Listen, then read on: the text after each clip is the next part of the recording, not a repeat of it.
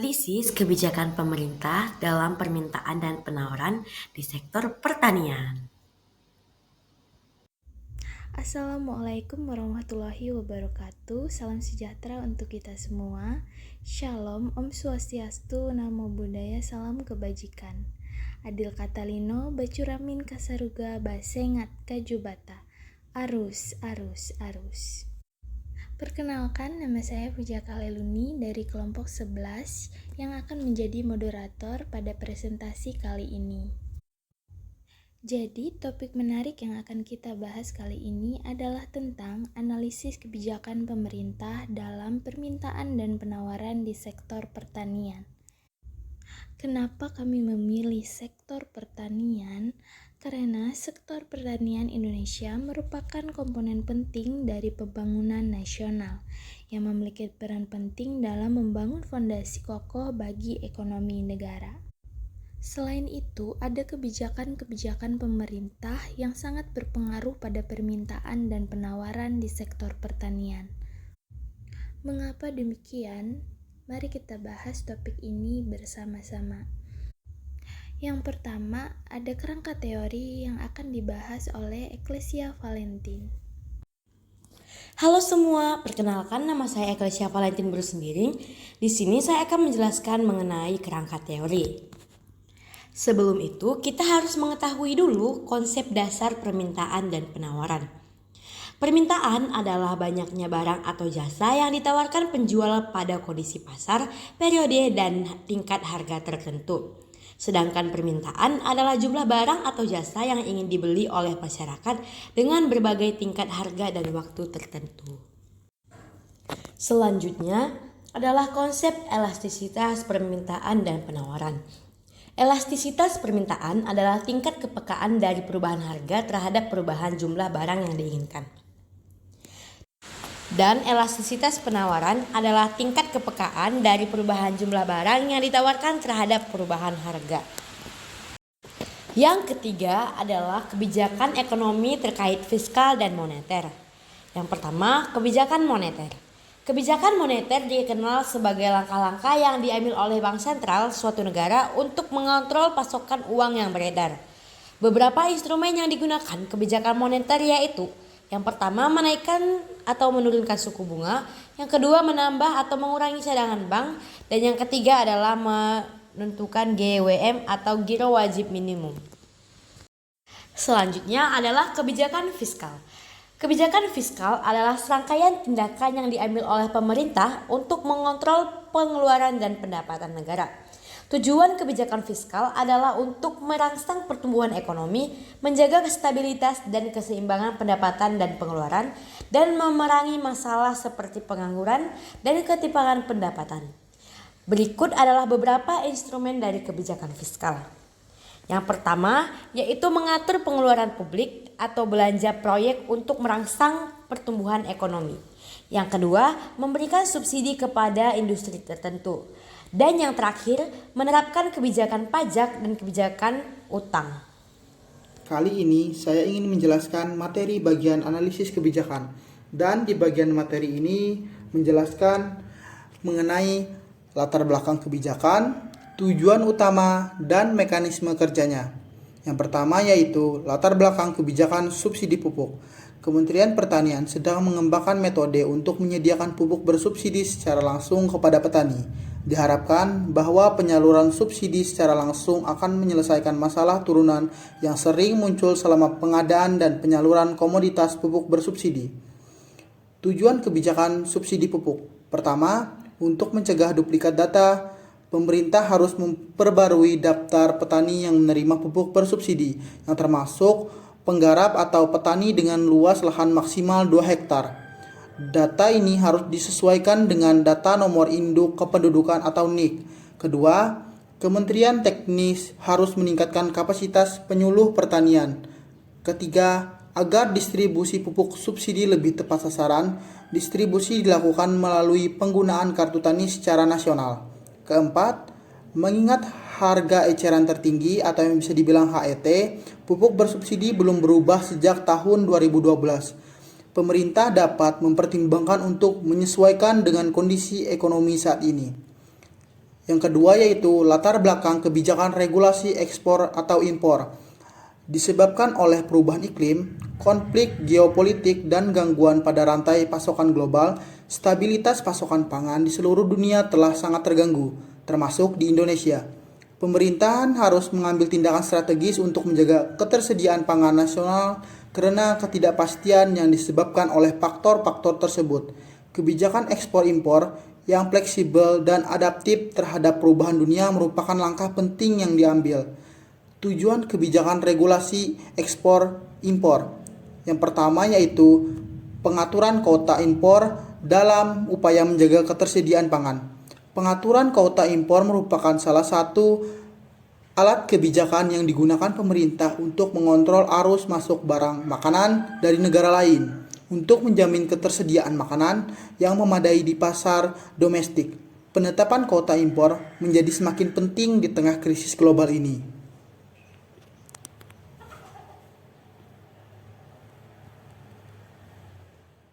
Halo teman-teman, nama saya Zari Bagus Wiatmaja. Di sini saya akan melanjutkan materi yang telah disampaikan oleh Ekle, yaitu 2. Menurunkan ketergantungan dengan memperdayakan sumber impor. Pemerintah Indonesia harus menerapkan strategi diversifikasi sumber impor untuk mengurangi resiko karena ketergantungan pada suatu negara tertentu sebagai sumber impor utama karena dapat menimbulkan resiko besar, terutama dalam situasi krisis global. 3. Meningkatkan ketahanan ekonomi melalui promosi ekspor produk pangan. Selain menjaga stabilitas pasokan melalui impor, pemerintah Indonesia juga harus berkonsentrasi pada promosi ekspor produk pangan yang memiliki nilai tambah dan juga daya saing di pasar internasional. Produk-produk ini dapat berfungsi sebagai sumber pendapatan devisa yang signifikan dan meningkatkan ketahanan ekonomi negara dalam situasi krisis global. 4. Memperkuat cadangan pangan nasional sebagai strategi pencegahan. Selain kebijakan ekspor-impor, pemerintah juga harus bisa memastikan adanya cadangan pangan nasional yang memadai untuk mencegah krisis pangan. Penguatan cadangan pangan ini mencakup peningkatan kapasitas penyimpanan, distribusi yang lebih efisien, dan pengelolaan stok pangan yang jelas dan akuntabel. B. Analisis dampak kebijakan terhadap pemerintahan dan penawaran. 1. Dampak kebijakan subsidi terhadap permintaan dan penawaran. Kebijakan pupuk bersubsidi diperuntukkan untuk sektor pertanian yang berkaitan dengan budidaya tanaman pangan dan ditunjukkan kepada petani perkebunan dan peternak. Tujuan kebijakan ini adalah untuk meringankan beban petani dalam penyediaan dan penggunaan pupuk untuk kegiatan usaha tani mereka, sehingga dapat meningkatkan produktivitas dan produksi komoditas pertanian, sehingga mendukung ketahanan pangan nasional. Pada tahun 2006 sampai sekarang, sistem subsidi yang telah berlaku adalah subsidi harga yang dihitung dari harga bahan baku. 2. Dampak kebijakan regulasi ekspor atau impor terhadap permintaan dan penawaran. Sebagaimana yang dituliskan dalam Undang-Undang Ekspor dan Kebabenan diartikan sebagai suatu kegiatan mengeluarkan barang dari suatu daerah pabean sebagaimana telah ditulis di pasal 1 ayat 14 Pemerintah Indonesia 2006. Sedangkan aktivitas impor adalah suatu aktivitas yang merumuskan barang atau sejenisnya dari luar ke dalam negeri. Peranan ekspor dan impor sangat berpengaruh pada pertumbuhan ekonomi, contohnya di Indonesia untuk menghasilkan devisa karena aktivis ekspor yang dilakukan. Efektivitas kebijakan subsidi pupuk terhadap permintaan dan penawaran di sektor pertanian. Subsidi berpengaruh pada biaya produksi dan konsumsi. Subsidi kepada produsen atau konsumen dapat membantu mengurangi biaya produksi dan konsumsi. Kemungkinan masyarakat untuk membeli barang membantu mengurangi dengan harga yang lebih murah. Selain itu, juga dapat meningkatkan akses terhadap layanan publik. Subsidi dapat digunakan untuk meningkatkan akses masyarakat terhadap layanan seperti kesehatan, pendidikan, dan transportasi umum. Selain itu, subsidi yang berlebihan dapat menyebabkan distorsi pasar yang dapat menyebabkan kekurangan pasokan atau inflasi, juga penawaran permintaan tidak seimbang. Subsidi yang diberikan dalam jangka panjang dapat menyebabkan ketergantungan dan mengurangi insentif untuk kreatif dan efisien. Dampak negatif subsidi pupuk. Subsidi memiliki kelemahan. Beberapa jenis dapat menyebabkan inflasi atau memberikan keuntungan kepada orang-orang yang tidak memerlukannya. Oleh karena itu, pemerintah harus mempertimbangkan dampak dari subsidi sebelum memberikan mereka, untuk memastikan bahwa tujuannya dapat dicapai dengan efektif dan efisien. B. Efektivitas kebijakan ekspor-impor terhadap permintaan dan penawaran di sektor pertanian. Kebijakan impor dan ekspor pangan di Indonesia memiliki pengaruh yang signifikan terhadap ketahanan pangan negara, terutama dalam hal stabilitas harga. Kebijakan ini berdampak langsung pada kondisi pangan nasional dengan efek positif maupun negatif. Di satu sisi, impor pangan terhadap membantu memastikan ketersediaan bahan pokok dan menjaga stabilitas harga, terutama saat produksi dalam negeri tidak mencukupi. Di sisi lain, melalui impor, pemerintah dapat menghindari kelangkaan bahan pangan yang dapat menyebabkan lonjakan harga, terutama selama krisis atau kondisi cuaca yang tidak menguntungkan. Dampak negatif kebijakan ekspor-impor. Kebijakan impor yang tidak seimbang dapat menyebabkan banyak masalah, seperti ketidakstabilan harga di pasar global dan melemahkan daya saing sektor pertanian dalam negeri.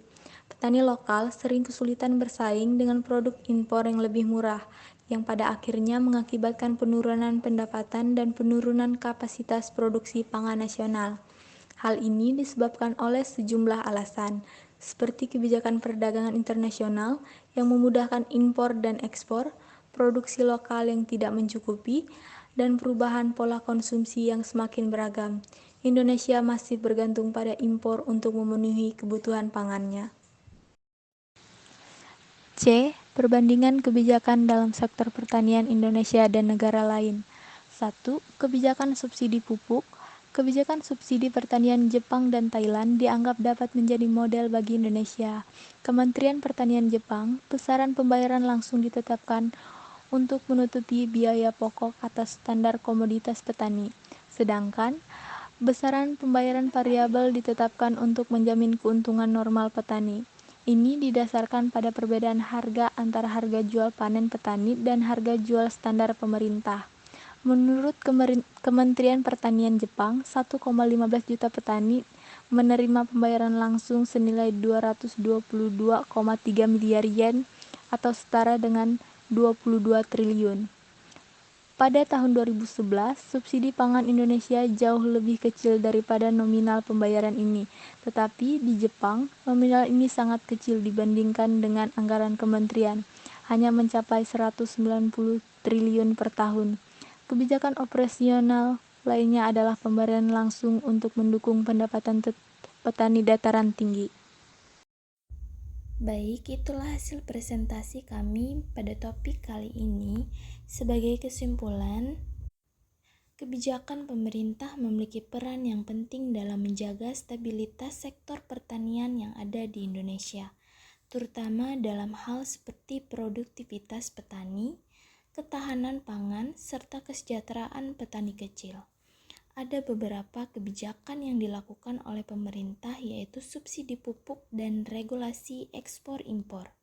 Subsidi pupuk merupakan suatu kebijakan yang efektif dalam menurunkan biaya produksi. Namun, subsidi pupuk juga memiliki dampak ketidakmerataan pada pembagian subsidi tersebut. Di sisi lain, kebijakan ekspor-impor juga memiliki dampak negatif pada ketidaksediaan pangan dan juga stabilitas harga yang ada di pasar domestik. Akan tetapi, ketergantungan yang terlalu besar pada impor dapat mengancam ketahanan pangan dalam jangka panjang dan dapat melemahkan sektor pertanian lokal.